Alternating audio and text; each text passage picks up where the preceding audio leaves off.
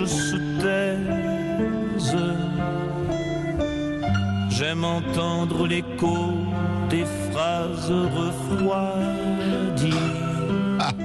Serge Lama, il croyait pas si bien dire, hein, dans un restaurant vide où les mouches se taisent.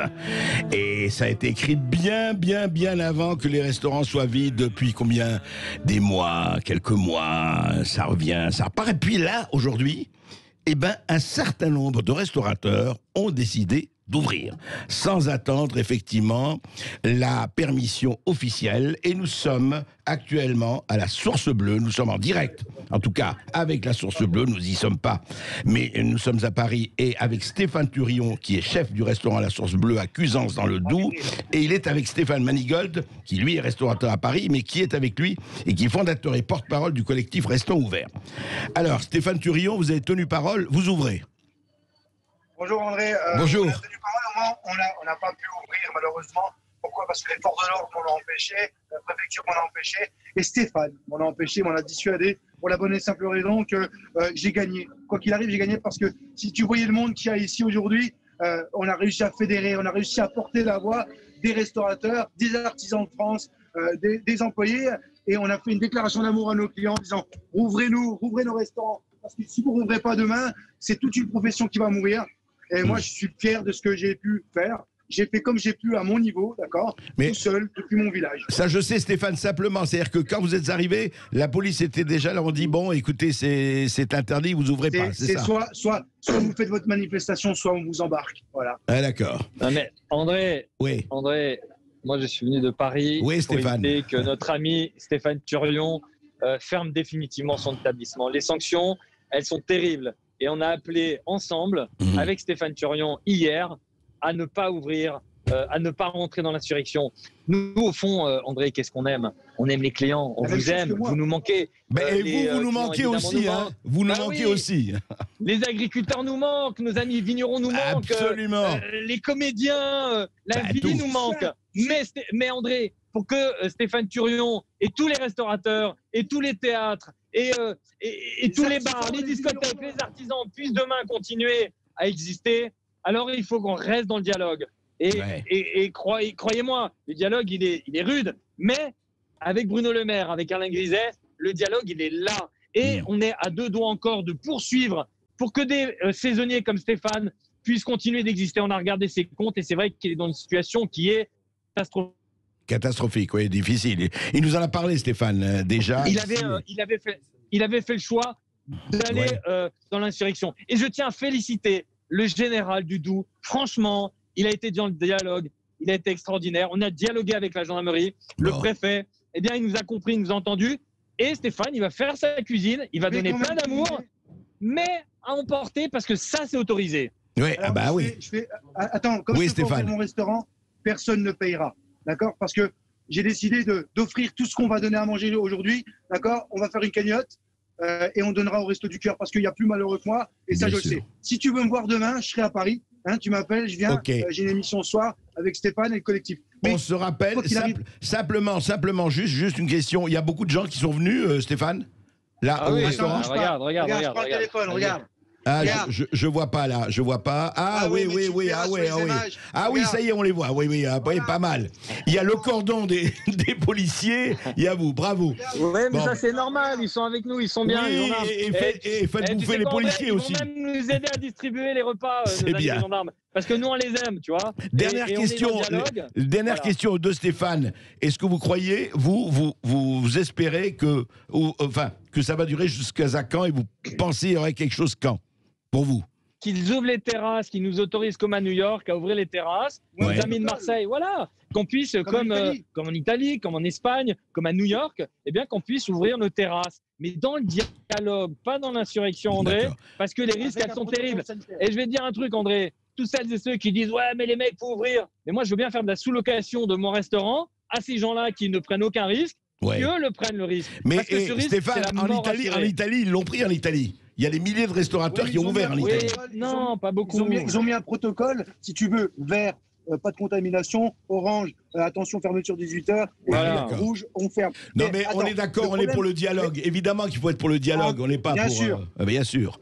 On n'est pas pour l'insurrection. Merci On n'est beaucoup. pas des révolutionnaires. On aime la cuisine française. On aime nos artisans et vive la France, André. Bien, écoutez, et surtout, vos clients vous attendent. On vous attend tous, les restaurateurs, et on a hâte de revenir manger chez vous. Ça, c'est clair. Et boire un coup. Merci. Et boire un coup, évidemment. Allez. Évidemment. Merci à vous. Merci à vous. Salut. Alors, à bientôt. Alain Fontaine, bonjour. Merci d'être là. Donc, vous êtes, je le rappelle, patron du Mesturé. Vous êtes président de l'Association française des maîtres restaurateurs. Alors bon, ils ont tenté. La police est venue. Évidemment, force reste à la loi. On comprend. Vous regroupez, je crois, 3700 restaurateurs. C'est bien ça? Tout à fait, 3200. De moins, 3200, c'est ça. D'accord. Alors, au fond, parlons un peu peut-être du tableau général avec vous. Bon, bien, on a bien vu que là, actuellement, effectivement, il vaut mieux évidemment dialoguer que de se faire fermer son restaurant avec des amendes, avec pas de fonds de solidarité, etc. Mais où on en est? Quelle est la situation actuellement? Alors la situation, elle est claire. On entend cette colère-là, et pourquoi cette colère-là existe? D'abord, il vaut mieux que des restaurateurs se mettent en colère, qu'ils aillent vers un geste extrême, et il y en a de plus en plus. On a des suicides dans la profession, on en a de plus en plus. On a encore un cuisinier qui s'est pendu, dans sa cuisine la semaine dernière à Bayonne. Donc je crois qu'il vaut mieux cette colère-là. Alors cette colère-là, pourquoi? Parce que d'abord, il y a un problème économique. Certains des restaurateurs ont un modèle économique qu'ils ont choisi et qui ne leur permet pas d'avoir un fonds de solidarité ou bien le chômage partiel, ou le minimum des deux. Et donc, ça les met dans une situation de trésorerie catastrophique. C'est une situation économique spécifique, c'est-à-dire qu'il ne coche pas les bonnes cases, quoi. Il ne coche pas toutes les bonnes cases, ça c'est une première chose. Et deuxièmement, il faut savoir qu'il n'y a que 50% de restaurateurs qui sont syndiqués et qui profitent donc des informations des syndicats, et 50% qui ne sont pas syndiqués. Et donc, ils n'ont pas de tuto, de tuteur. Ils ne savent pas comment faire pour remplir. Et eux sont perdus et leurs comptables ne font pas leur boulot. Ça, c'est le problème économique qui est grave. Et puis, il y a la frustration pour nous tous de ne pas pouvoir ouvrir. Et là, vous avez une atteinte psychologique très forte qui remonte franchement au deuxième confinement, qui remonte là depuis quelque temps. Vous vous rendez compte que sur la totalité, pratiquement 12 mois, on aura fermé 8 mois. C'est catastrophique. Nous sommes des passionnés de notre métier et on ne peut pas ouvrir. Donc, vous avez maintenant non seulement un impact financier qui est là, qui existe, avec des gens qui vont se retrouver dans la rue, qui vont pas pouvoir nourrir leur famille, et là on sort pas les violons, c'est une vérité. Et la deuxième chose, un impact psychologique qui est là, parce que ce garçon qui s'est suicidé en Alsace, dernièrement, c'était pas un problème financier, c'était un problème de plus avoir ses clients. Notre métier, on l'a pas fait pour gagner obligatoirement de l'argent. Je sais que je vais choquer beaucoup. C'est un problème de générosité, de vivre. On a le bon vivre, l'art de vivre. Et on a le titre d'un film en nous, mais c'était dans notre ADN et l'acteur principal malheureusement nous a quitté quelque temps. On a le goût des autres. On a le goût des autres et le sens de la fête. Il a joué dans ces deux films-là, Monsieur Bacri, et ces deux titres de film représentent ce que nous sommes, le goût des autres et le sens de la fête. Et ça, on nous l'a supprimé. Alors oui, il faut reconnaître que le gouvernement, aidé par les syndicats, et je précise bien seulement les syndicats, il n'y a que les syndicats qui parlent. Moi, je ne suis pas membre des syndicats, moi je suis président de l'association. C'est les syndicats qui vont au contact de monsieur le maire et monsieur Griset, et on est plutôt bien servi en France. Il va falloir faire encore des efforts. Il y a des zones sinistrées, c'est pas 20%, c'est 25% qu'il faut. Je pense à Paris, mais à d'autres villes. Et puis il va falloir penser à deux semaines de congés payés supplémentaires, car ça, c'est pas possible, c'est des bombes à retardement. Mais on est bien servi, mais vous n'enlèverez pas que là, on est devant des problèmes psychologiques et des drames personnels importants. Et alors, qu'est-ce que vous dites? Vendredi, je recevais ici, vendredi dernier, sur Sud Radio, Didier Raoult. Et pour le professeur Raoult, et lui disait, mais il n'est pas le seul, il disait, mais attendez, les clusters, le confinement, rien ne prouve que ce soit dans les restaurants que ça soit passé. Quand il dit restaurant, bar et ailleurs. Il dit, vous avez plus de chance de l'avoir, effectivement, dans un certain nombre, dans les reconfinements familiaux, que dans les restaurants. Et est-ce que comment vous avez, encore une fois, il faut dialoguer, je suis d'accord, mais est-ce qu'il n'y a pas un vrai problème de se dire, mais au fond, dites-nous pourquoi, je suppose que vous posez la question, pourquoi nous on est fermés, quoi, en fait? Alors le problème est le suivant, c'est que le postulat de base, mais ça dans le monde entier, Oui. parce que nous sommes des symboles, mais plus en France que dans d'autres pays, c'est l'art de vivre, c'est ce qu'on appelle la commensalité ouverte, c'est-à-dire que les gens se reçoivent, discutent autour d'un comptoir, ou dans un bistrot, ou dans un café, et ça nous touche beaucoup, parce que ça fait partie, là encore, de l'ADN des Français, Bien les sûr. bistrots, les cafés. Ça a été le postulat de base, de dire, c'est les lieux de vie, donc restaurant, café, bistrot, cinéma, théâtre. Et ça a été dans le monde entier. Et c'est des lieux de vie, ils ont postulé que ce sont des lieux de mort. Exactement, c'est extraordinaire. C'est effectivement. Et ils ont complètement oublié la sphère privée. Ils ont oublié les restaurants d'entreprise. Les restaurants d'entreprise sont restés ouverts sans geste barrière, je précise, tout au début. Et puis, ils ont oublié, bien sûr, les cantines d'école. Moi, j'ai 5 enfants, dont 3 qui vont à la cantine, donc je Et sais ça, de c'est quoi je ouvert, parle. les cantines, les restaurants d'entreprise, bien sûr. Ils ont oublié que c'était par les enfants que passaient, mais on peut pas non plus, et là, on peut pas fermer les écoles. Ça, Non, c'est bien quelque sûr. chose, on peut pas le faire. Bien mais sûr. le postulat de dire c'est les restaurants, les cafés, les bistrots, les cinémas, les théâtres, a été, je pense, une petite erreur de démarrage, mais qui coûte très cher aujourd'hui. Et pour des raisons, ils ne veulent pas se désavouer, ils ne veulent pas revenir en arrière. Donc on va en rester là. On va aller jusqu'au bout, il faut qu'on tienne. Moi, je passe un message à tous les restaurateurs de France. Oui. Les colères sont saines. Mettez-vous en colère plutôt que vous suicider. Ça, c'est la première des choses. Restons surtout ensemble, battons-nous ensemble. Mais surtout, soyez patients.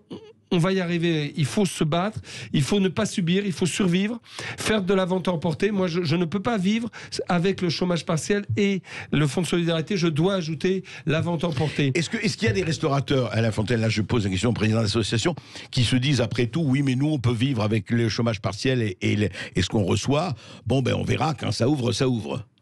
Alors, Ils se disent, bon ben écoutez, la situation n'est pas... Voilà, très franchement. Alors très franchement, il y en a pas qui se disent ça totalement. Il y en a qui peuvent vivre avec le chômage partiel et le fonds de solidarité. Les fonds de solidarité. Pourquoi ? Parce qu'ils sont propriétaires de leur mur, tout simplement. Donc ils n'ont pas de loyer. Pourquoi ? Parce qu'ils sont la 2e, 3e génération. Ils n'ont plus de dettes, plus d'emprunts. Et donc ils n'ont pas ce que nous avons, certains d'entre nous, et j'en fais partie, le mur de dette, les loyers à payer. Ça, c'est pas tenable. Et donc, si vous voulez, certains se disent, oui, ça peut tenir. Mais tous, je vous le dis, tous, ils ont la frustration de ne pas pouvoir travailler. C'est très dur. Vous savez, c'est un métier de passion. Et je le dis souvent, la seule richesse qui va rester entre nous, et tout à l'heure, la chanson que vous passez de la main, je la connaissais pas, elle est magnifique. Mais la seule richesse qui va rester entre nous, c'est la passion et la fierté de notre métier. On a fait ce métier-là, on a commencé, on avait 14, 15, 16, 17 ans. On le fait depuis 30, 35 ans. Moi, ça fait 46 ans que je le fais, ce métier-là.